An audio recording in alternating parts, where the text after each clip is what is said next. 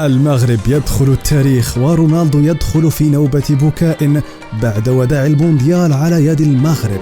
عندكم المغرب أول بلد أفريقي يصل إلى الدور النصف النهائي.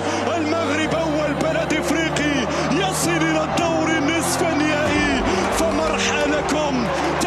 مرحبا بكم على قناة أنوار بوست. دخل النجم البرتغالي كريستيانو رونالدو في نوبة بكاء بعد وداع بطولة كأس العالم 2022 المقامة في قطر، والتي قد تكون آخر بطولة له في مسيرته، حيث يبلغ من العمر 37 عاما.